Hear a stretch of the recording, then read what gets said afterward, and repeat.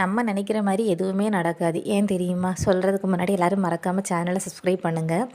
நேற்று ஹாலிடே முடிஞ்சு school open ஆகிறதுனால நான் வந்து காலையிலே எழும்பணும்னு அலாரம்லாம் வச்சுட்டு படுத்தேன். ஆனால் என்னாச்சுன்னா, என்னோடய பிள்ளை நைட்டு தூங்குறதுக்கே 12 மணி ஆச்சு. திரும்ப ஒரு 4 மணிக்கெல்லாம் எழும்பிட்டு அவன் மறுபடியும் தூங்குறதுக்கு 6 மணி ஆச்சு.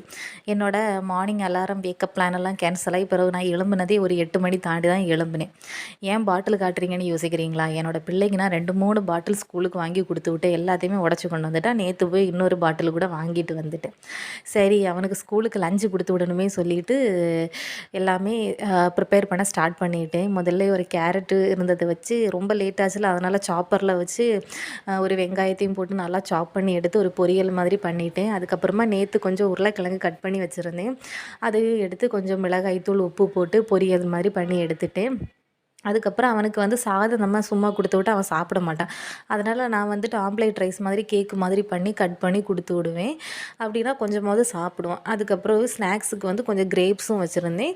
தண்ணியும் ஒன்றா கொடுத்து விட்ருக்கேன். தண்ணியெல்லாம் சுத்தமாக குடிக்கவே மாட்டான், கொஞ்சம் தான் குடிப்பான். சரின்னு அவனுக்கு லஞ்ச் பேக் எல்லாமே ரெடி பண்ணிவிட்டேன். இனி அவனை தான் ரெடி பண்ணணும். அவனை குளிப்பாட்டி பல்லு தேய்ச்சி பிரேக்ஃபாஸ்ட்லாம் கொடுத்து யூனிஃபார்ம் எல்லாம் போட்டு விட்டாச்சு. யூனிஃபார்ம் எல்லாம் போட்டு விட்டாச்சுன்னா அவன் வீட்டில் நிற்கவே மாட்டான். அவனுக்கு உடனே கிளம்பணும். சரின்னு நாங்கள் அவனை கொண்டு விட கிளம்பியாச்சு. முதல் ஆளாக வண்டியில் ஏறி நின்றுட்டான். அப்படியே அவனை ஸ்கூலில் கொண்டு விட்டதுமே எங்களை திரும்பி கூட பார்க்கல, அவன் பாட்டுக்கு போயிட்டான். சண்டே வந்துட்டு ஒரு வளைகாப்பு வீடு இருந்துச்சு. எங்களுக்கு அன்றைக்கி போக முடியலை. அதனால் நேற்று நாங்கள் போனோம். போகும்போது சும்மா போக முடியாது அப்படின்னு சொல்லிட்டு கொஞ்சம் ஃப்ரூட்ஸ் எல்லாமே வாங்கிட்டு போனோம். ஆப்பிள், பொமிகிரானட், பனானா அப்படின்னு வாங்கிட்டு போனோம். அங்கே போய் கொஞ்ச நேரம் எல்லாருமே பேசிகிட்டுலாம் இருந்தோம். அங்கே ஒரு நாய்க்குட்டி வேறு இருந்து அது அழகாக நம்ம ஹியூமன்ஸ் பிஹேவ் பண்ணுற மாதிரியே பிஹேவ் பண்ணிகிட்டு இருந்தாங்க. நிறைய ஸ்நாக்ஸ் எல்லாம் சாப்பிட கொடுத்தாங்க. மத்தியானம் அங்கேருந்து தான் லஞ்ச் எல்லாம் சாப்பிட்டோம். நல்லா அழகாக சூப்பர் டேஸ்டியான மீன் கறியெல்லாம் வச்சு லஞ்சு கொடுத்துருந்தாங்க. அதுக்கப்புறம் வளைகாப்பில் நடந்த கொஞ்சம் வளைகளெல்லாம் தந்துருந்தாங்க போடுறதுக்கு.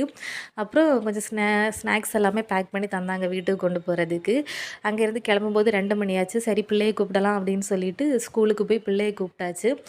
யூஸ்வலாக அவனை 3:30 தான் கூப்பிடுவோம். ஆனால் நைட்டு வந்து ஒழுங்காக தூங்காததுனால நேரமே கூட்டிகிட்டு வரலாம் அப்படின்னு சொல்லிட்டு அவனையும் கூட்டிகிட்டு நாங்கள் எங்களோட கடைக்கு தான் போனோம். கடைக்கு போனால் இவன் சும்மாவே இருக்க மாட்டான். அங்கே இருக்க பிஸ்கட்டு, சாக்லேட்டு எல்லாத்துலேயுமே கையை போடுவான். சரின்னு அவனை அங்கேருந்து பிடிச்சி வீட்டுக்கு வரும்போதே ஒரு 3 மணி ஆச்சு.